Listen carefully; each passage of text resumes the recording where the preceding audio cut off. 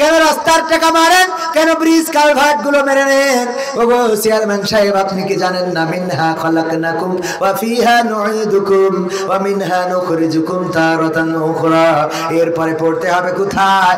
এখন পথ পরিবর্তনের পরে কেউ নাকের পরে খুশি মারছে না, যে যার ধরার কথা তার মেরে নিয়ে আসে, যার টেনে আনার কথা তার বাইন্ধে নিয়ে আসে।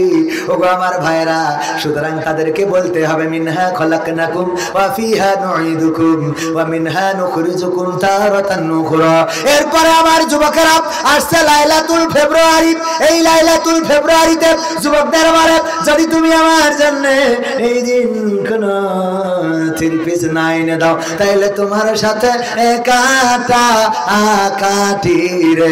তখন বলতে হবে মিনহা খলাকনাকুম ওয়া ফিহা নুঈদুকুম ওয়া মিনহা নুখরিজুকুম তারাতান উখরা। ও সুন্দরী, কিসের ভয় তোমার, কিসের লড়াই তোমার, কিসের এত লাইলাতুল ফেব্রুয়ারি, কিসের এত বাদখালিতে ঘোরাঘুরি, কিসের এত বাইকের পিছনে গিয়ার দেয়া? ও গো সুন্দরী, তুমি কি জানো না এই মাটি থেকে তোমাকে সৃষ্টি করা হয়েছে, আবার একদিন এই মাটিতে তোমাকে ঢোকানো হবে, আবার একদিন এই মাটি থেকে তোমাকে উঠানো হবে, আল্লাহর কাছে তোমাকে দাঁড় করানো হবে। ও গো আমার ভাইরা, এরপরে দেখেন আমার সমাজে কত অন্যায় আছে, গ্রামে সুদখোর আছে, এই সুদখোরের কাছে টাকা ধার চাইতে গেলে দেয় না, কিন্তু যাই যদি বলেন সুদ লাগবে তাইলে দেয়। যখন সে সুদ দিবে, সুদ দিতে চাইবে, তখন বলতে হবে মিনহা খলাকনাকুম ওয়া ফিহা নুঈদুকুম ওয়া মিনহা নুখরিজুকুম তারাতান উখরা। এই সুদখোরকে সাবধান করতে হবে।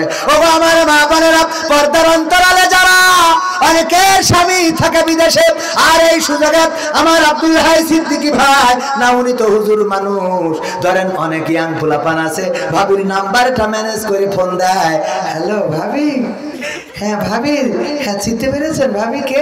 আমি বল্টু। হ্যাঁ বল্টু ভাই, হ্যাঁ বল্টু ভাই, আপনি কেমন আছেন?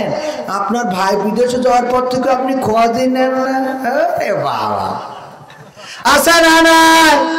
ওরে বাবা বল্টু যদি বলে ভাবি আসতেছি একটু পানি খাবো, আরে আসার পরে যদি বলে ভাবি একটু পানি দেন, কি বলছেন আপনি?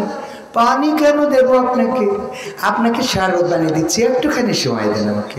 আরে আল্লাহর ওলি, আছে না নাই? স্বামী থাকে বিদেশ, কিছু করার নাই। এই বলে না কয় স্বামী বিদেশে, কিছু করার নাই। ওগো আমার মা বোনেরা, আপনার স্বামী আমানত রেখে গিয়েছেন আপনার সুখের জন্য প্রবাসে, কত কষ্ট করে দিনের পর দিন মাথার ঘাম পায়ে ফেলে, কত পরিশ্রম করে।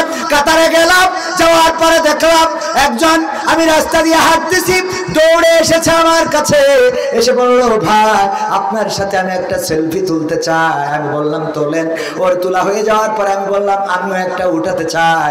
বলল না ভাই আপনি উঠাবেন না, আপনার সাথে আমি ছবি উঠবো না। আমি বললাম আমি আপনার সাথে উঠলাম, আপনি আমার সাথে উঠবেন না, কারণ আপনি সেলিব্রিটি আমার থেকে বড়। কয় না হুজুর মাইন্ড করেন না, আমিও সেলিব্রিটি নই, তবে আপনার সাথে ছবি উঠলাম, আপনি কেন উঠবেন না? ওই ভাই বলল ভাই দেখেন আমার জামা কাপড়ের অবস্থা, ছেঁড়া ছোট জামা, পরনের প্যান্টটায় কত জায়গায় ছেঁড়া, পায়ের জুতোটায় রং লেগে আছে, আরে ময়লা মাটি, গায়ে কালো হয়ে গেছে রোদে পুড়ে। ওই মানুষটা বলল ভাই আমার এই পোশাকে যদি ছবিটা তুলে ফেসবুকে ছেড়ে দেন, আপনাকে তো সবাই চেনে, বাংলাদেশের মানুষ, আমার ছবিটা যখন আমার পরিবারের কাছে পৌঁছে যাবে, যখন আমার স্ত্রী দেখবে, যখন আমার মা দেখবে, যখন আমার সন্তান দেখবে, তখন মনে করবে আরে আমার বাছা প্রবাসে কত কষ্ট করে, আমি আমার সন্তান, আমার মা, আমার স্ত্রীর কাছে আমার এই কষ্টের কথাটা প্রকাশ করতে চাই না। সুতরাং আপনার সাথে আমি ছবি উঠবো না, আপনার সাথে আপনার ফোনে আমি ছবি উঠবো না, বরং আপনার ছবিটা আমার ফোনে থেকে যাক স্মৃতি হিসাবে। ওগো আমার মায়েরা বোনেরা, এইভাবে প্রবাসে কষ্ট করে আমার প্রবাসীরা মাথার ঘাম পায়ে ফেলে, কত উঁচু উঁচু বিল্ডিং এ কাজ করে।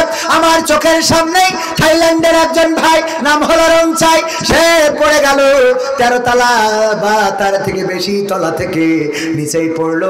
আমি মনে করলাম উপর থেকে মনে হয় মাটির দলা, ইটের দলা, সিমেন্টের দলা পড়েছে, কিন্তু না, চারিদিকে ছড়িয়ে গিয়েছে। মনে করলাম কেউ হয়তো কিছু সিমেন্ট ফেলেছে, না সিমেন্ট ফেলে নাই, ওই জায়গায় পড়েছিল থাইল্যান্ডের রংচাই নামের একজন আমাদের বড় ভাই।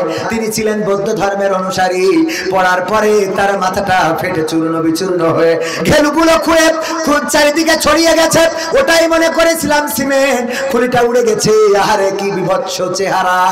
ওই মানুষটা যখন মারা গেল, তার সাথে ব্যাগের সাথে কিছু মালয়েশিয়ান রিঙ্গিট, কয়েক হাজার রিঙ্গিট। ভাইরা আমার, এই মানুষটার লাশ দেশে যাওয়ার আগে ওই মানুষের ওই টাকাগুলো পরিবারের জন্য পৌঁছে গেছে।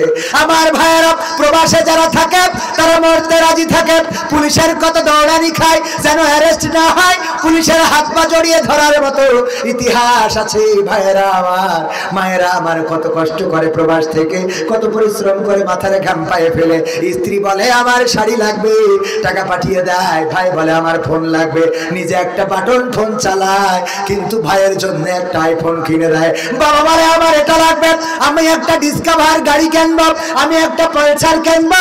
বাবার অভাবটা পূরণ করে। মা বলে তোমার বোনেদের জন্য এটা দিবা, সেটা দিবা, সবার অভাবটা পূরণ করে। ওগো আমার ভাইয়েরা, এই পূরণ করতে করতে একদিন এই মানুষটাই প্রবাসী ল্যাগেজ বন্দি হয়ে দেশে ফিরে আসে।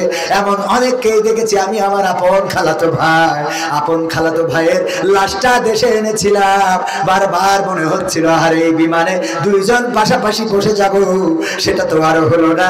আমার আপন খালাতো ভাই, সে মাত্র কয়েক মাস বিয়ে করে বিদেশে গিয়েছিল, আমার সাথে জব করতো।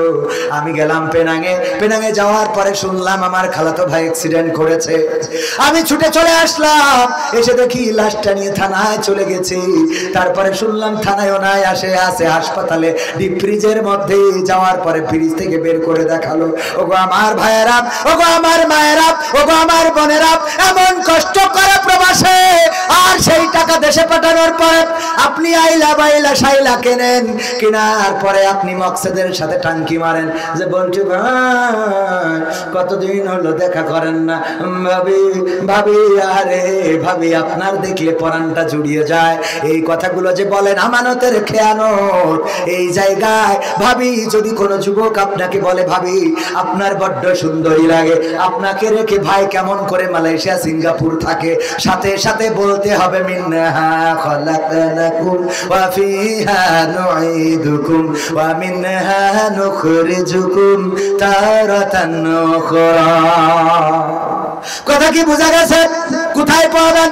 দেওয়াররা পারবে ভাবির কাছে, ভাবিরা পারবে দেওয়ারের কাছে। যে ওগো দেওয়ার, শোনো, তুমি কেন আমার সাথে প্রেম নিবেদন করো? তুমি কি জানো না এই মাটি থেকে সৃষ্টি হয়েছো, মাটিতে ঢুকবা, মাটির থেকে উঠাবে, আল্লাহর কাছে দাঁড়ানো লাগবে। সুতরাং তোমার এই সৌন্দর্য দিয়ে আমাকে আকৃষ্ট করা যাবে না, আমার এই সৌন্দর্য থাকবে না। কিন্তু এখনকার মা বোনেরা ওইটা বলে না, এখন বলে ওরে স্বামী আমার যেমন তেমন, দেওরাই আমার মনের মতন। ঠিক না বে ঠিক? ওর স্বামী যেমন তেমন দেওরা মনের মতন। আর এই শুনে আমার স্বামীরাও গান বানাইছে, বউ আমার যেমন তেমন, শালি আমার মনের মতন রে। ও শালি ভালো লাগে, বউ ভালো লাগে না। একবার একজনের কাছে খবর এসেছে আপনার আব্বা খালা মরে গেছে।